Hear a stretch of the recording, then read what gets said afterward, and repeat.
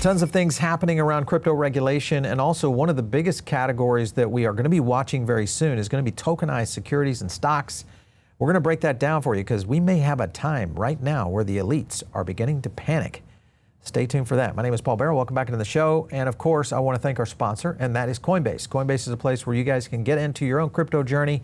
And many of you that are brand new, I know we have a lot of new viewers here on the show.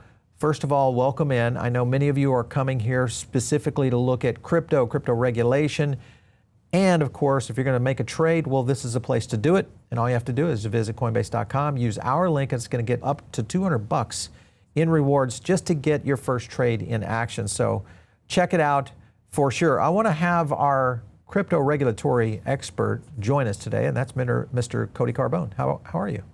Doing well, Paul. Thanks for having me. Yeah, so you got a new gig there at the Digital Chamber. I see you have a 3-letter title now, CEO. First of all, using letters. Listen, a lot of things happening right now, Cody, within not only the big, beautiful bill passing, we'll talk about that in a minute, regulatory framework right up to the edge of passing right now with the Genius Act, market structure, so much stuff happening. One of the things, though, I wanted to get your opinion on is what's going on with Robinhood. They did their most recent announcement this last week, and they were talking about tokenized equity and tokenized securities. And this was of non-public companies. This was OpenAI. OpenAI kind of got a little twist on it, saying, hey, you can't do that. And you see the response by Elon himself. And then, of course, Vlad's kind of talking about this, that limited stock token giveaways on both SpaceX and OpenAI. This is something that's going to be coming. Do you think we're going to see regulations start pouring in around tokenized securities from whether it's the SEC pushing harder or maybe even Capitol Hill starting to pay attention to this? What are your thoughts? Absolutely. This is the future. This is where the markets are going. People are sick and tired of the limited windows between 9:30 and 4:30 Eastern. They want 24/7 trading. Digital assets gave them a taste of that. They want instantaneous trading. They want more liquidity. And so tokenized equities, tokenized bonds, this is the future, and this is where we're going. The SEC has already put out some guidance documents and some requests for comments with Hester Peirce's 48 questions that she did a few months ago that touched on this topic. So 100% the SEC is already looking at this. They follow where the market goes. And with Robinhood doing this launch just this week, I expect to see guidance and conversations on Capitol Hill picking up on this very rapidly. Of course, you saw, that last tweet, people coming to Vlad's defense on this. Point being is that it's going to open up the markets to where an average person can essentially get in a lot of this early stage stuff, which has been held off for IPOs that kind of fence it off from all of us. I want to play a clip for you to see how the market sees this going forward. Take a look. Should they be allowed to do that? The OpenAIs and SpaceXs of the world, in some cases, don't even want these guys to have the shares, meaning they don't want Robinhood to own the shares. They don't want anybody owning the shares. They don't want the employees. They want the employees to have some liquidity, but not too much liquidity. So they don't want everybody to become bajillionaires yet. There's a reason why retail investors don't have access to this. You might as well be on FanDuel. Yeah. Betting. That's what it is. It's a bet. People who are watching are saying, Melissa, Andrew, I want access to this stuff, and I can't get access to it currently. Why are you trying to stop me? Then you could make the argument the entire other way, that is, investors should have access to anything they want. Well, and without guardrails. Correct. And there's still I'm not arguing that. Fraud laws, right. Anti-fraud laws to protect you. I mean, all I'm suggesting is there are people out there who say, look, you're not protecting me, you're protecting the man. All of these things are pitched as democratizing investing. And by the way, we would like to democratize investing. I think you want that's more. That's what we are all about, right? All right, so it appears that the elites are panicking there, Cody. A little bit worried about, oh, wait a minute, we don't have the edge on the plebs anymore. So how is this playing out? Do you think this is going to are we going to see more of this? Yeah, and this is about control for the elite and the legacy financial institutions. They want to make sure that they have full unanimous control over how the markets operate. I think Andrew said it best there in that clip. This is about democratizing finance. This is something that Robinhood has pledged for a long time. I believe that's one of their taglines. This is what the crypto community has pledged for a long time, is by giving access to retail investors to those markets that they have been kept out of for so long, whether it's from regulation or it's just from the institutions themselves. So 100%, I believe this is where everything is going. And regulation too often is protecting the elites and not protecting and thinking about the retail investors. Right. I think with the new Trump administration, we are seeing a shift in mindset here where it's saying, okay, we need to make sure that investors, retail investors, mom and pops have access to all of the wealth generation opportunities that have only been provided to the very elite for so long. And so how can we open those doors? Well, by providing more opportunity. And so eventually the big boys, the OpenAIs of the world or the Apples or the Amazon, they're going to have to get on board because this is where it's going. And if they want to continue having a say, they want leadership, they want control, they're going to find ways to monetize this themselves and to get on board. I wanted to go to a tweet actually of yours, and this was a good statement. I wanted to ask you some questions behind the context of this tweet. We're able to get this lowered. This was in reference to cross-border payments. And this originally was pitched at 5%. They lowered it to 3.5%. Now it's 1%. So small victories. But when you look at cross-border payments and the alternative to companies that are in the market right now, who was fighting against you on this right now? Who were your opponents that wanted this to happen? It was mostly members of Congress from an immigration standpoint, who wanted to limit some remittance payments of immigrants sending money to their families overseas. So they were looking for pay-fors left, they being Republicans in Congress, were looking for pay-fors left and right. When we went in there and we explained how this can impact digital assets and some of these borderless payment technologies, that's where we were able to make inroads on lowering this tax and then creating new exemptions from this tax. And right now we have been told from members of Congress, hey, we don't consider stablecoins or digital assets to be cash or funds, and that's all that this applies to. So that they're telling us that they are actually excluded from this remittance tax. So it was more of an immigration play. We weren't really fighting against any traditional power broker from the market side. We've made progress. I'm still concerned. The reason I fought so hard against this is that it was the Biden administration just last year that put out a rule proposal from the CFPB that would designate stablecoins and other digital assets as funds and as cash. And so they would apply to this tax. That rule was null and void once the Trump administration came in. So right now those digital assets don't apply. But what's to say that in 3 years, if we do have a Democratic administration, it would apply to them. So still going to continue to fight this, and we're going to have to work with the Treasury Secretary once this bill is signed into law to make sure that this tax doesn't apply to any of the digital asset technology that we've been fighting so hard to get a regulatory framework for. I want to get your opinion on, with stablecoins becoming a reality, it does mean it's going to impact a lot of the traditional powers that be, and that would be companies like Visa, Mastercard, et cetera, that could get a play on not only transaction fees dropping if we see peer-to-peer payments coming in, but also just the stablecoin yields and the use of stablecoins, including companies like PayPal, who has PYUSD, and others out there with Ripple, et cetera, that are playing into this market. Let me play this clip for you, and I will get your opinion. Take a look. Are we going to need Visa and MasterCard if stablecoins are the new thing? But first of all, we do own Visa and MasterCard. The question is this: which stablecoin? Is the stablecoin you choose going to be around forever? Is the stablecoin truly stable? Right? I use my card, I get points, I get to spend those points later on other stuff, on travel, whatever. And so that's going to keep folks using Visa and MasterCard. If Visa and MasterCard came out after blockchain, everybody would be like, that's amazing. There's a middleman in this transaction versus, a blockchain, which, is very difficult to reverse. And that's too bad. That's sort of irreversible. Yep. Or if you forget your password, all kinds of things. And hacking may be an issue too. Right. I'm looking at Circle, which is up 700% since its IPO. Could there be some short-term noise? Yeah, we try not to invest in new shiny things. All right, so it's a little crazy. You can kind of see old school pitching in there, but the point being, there's a lot happening. How much of a threat do you feel like stablecoins really are to the traditional financial system as it is today?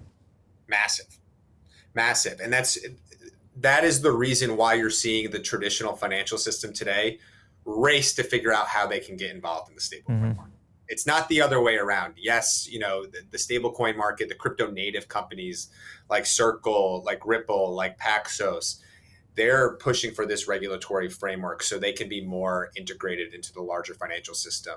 But they're the ones they're not racing to become banks. It's starting to happen now. Yeah. But it's the reverse that's happening, where it's Bank of America, it's Visa, it's Mastercard, all saying, oh, shoot, this is where the future is going.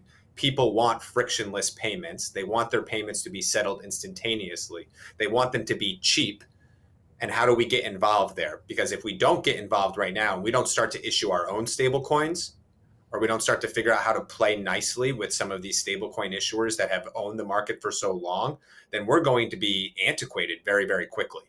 And so I imagine all of the legacy financial institutions are going to get involved into the stablecoin space. That stablecoins are probably going to be the dominant payment system over the next few years across the globe. And so if they don't, change quickly and they don't adapt, then we'll forget about them. They will be the pets.com. Blockbuster, for sure. Okay, so a couple of odds right now from you in terms of the odds of the Genius Act going through. What do you feel right now is the current odds of it actually happening?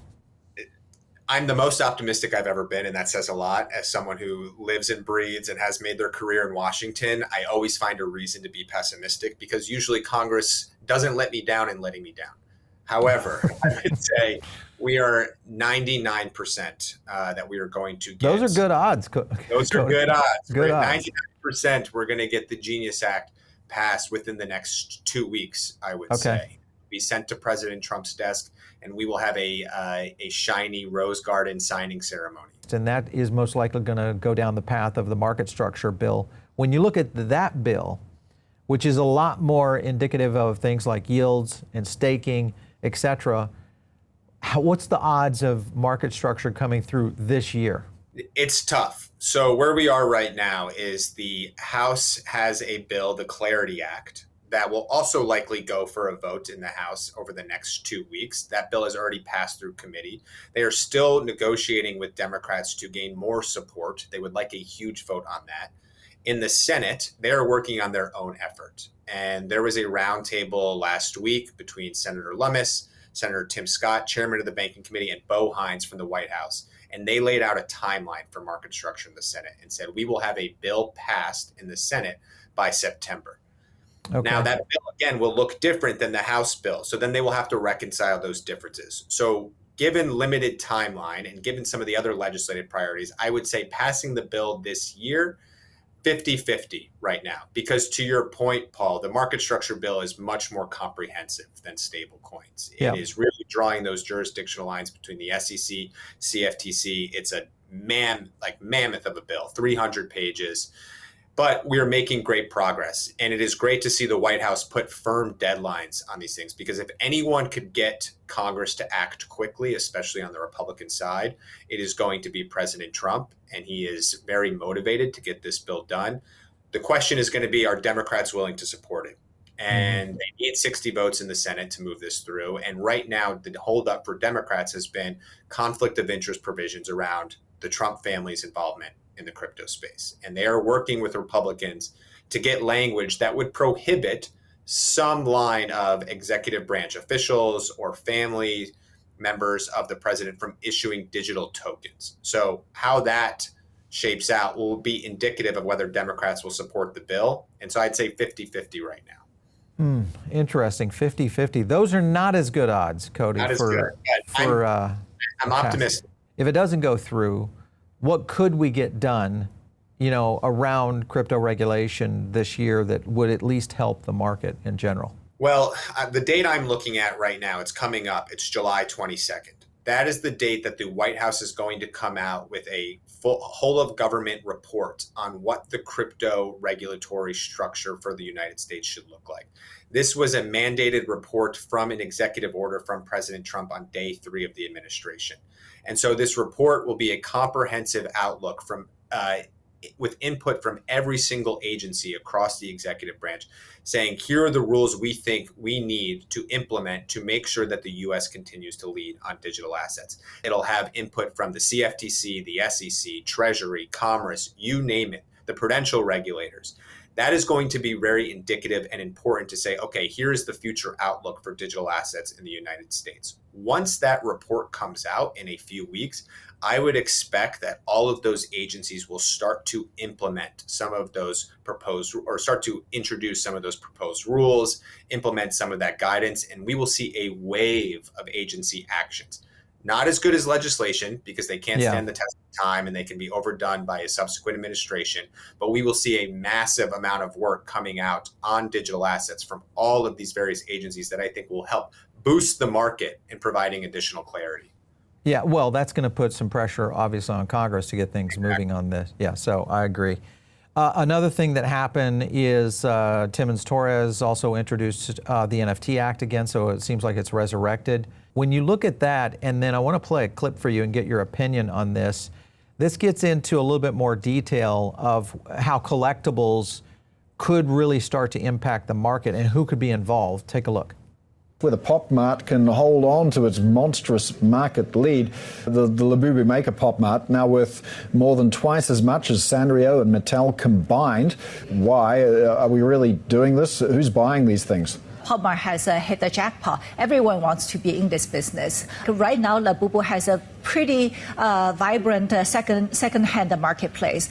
In fact, the scalpers can make more money selling Labubu than the company itself. Hallmark has to keep the Labubu supply very, very tight.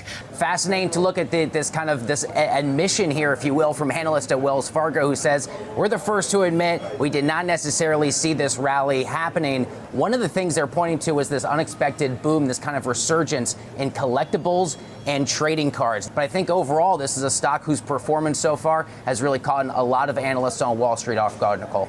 All right, so Cody, when you look at that clip and you think about what's happening over here with the digitals market, especially around Pokemon now being introduced, and then you also look at the idea of large economies that are built around this, including companies like eBay. Could we see eBay and other retailers starting to hit the lobby field there in DC to try to get this moving with all this activity happening now? It's already happening. Disney is another example. Disney put their pins, which if you ever gone to Disney World, you see all the people collecting the pins. They put them on a blockchain now, and they've digitized them. Everything is moving digital. And why these companies and these massive economies are starting to join the blockchain and digital asset lobby in DC is because they realized that the last administration said anything that was digital could be a financial product. And that is a scary place to be. That is not the truth. That is not how our markets have always worked. And we need to ensure that we have a clarity like the NFT Act to say, no, these are consumer products. So I imagine all of these collectible markets have already, if they haven't already joined us in the halls of Congress, they will be soon, because everything that they have put out thus far over generations will now be digitized. They're now moving into this market. What Disney is trying to bring out, what we're going to see most like in the sneaker business, in the high luxury goods business, all of this kind of leaning in. But the point is that we need some good guiding models that are actually showing it being done. And I think that's what we're starting to see play out right now, where analysts are missing it. That's a big deal. It's a huge deal. And imagine how much, money you could bring in if you are Pokemon. There's a difference between being able to trade a physical Pikachu card or to tokenize that Pikachu card, fractionalize it, and give out shares to hundreds of people where they can all have access to it. There is so much liquidity and opportunity from the tokenization business of these collectibles. And collectibles have been popular forever. Baseball cards, Beanie Babies, Pokemon, that's not going to go away. They're all just going to evolve to be in the digitalization, tokenization, blockchain space. For sure. Hey, listen, Cody, it's been good having you on. I'm going to get you back on soon. If you guys want to learn more about the Digital Chamber, jump over there to digitalchamber.org. And of course, if you're in the business of understanding blockchain and the future of it, get ready, because DC is a hotbed right now for a lot of this activity. So thanks for all the work you do, and thanks for coming in today. We appreciate it. Of course. Thanks for having me, Paul. You bet. Okay, so you guys, if you're not in our Diamond Circle, that is our own private group. You guys can get in, and we make it easy to do that, and it's free. All you have to do is click the link down below. You can also follow me on X @Paul Barron. We'll catch you next time right here on The Paul Barron Show.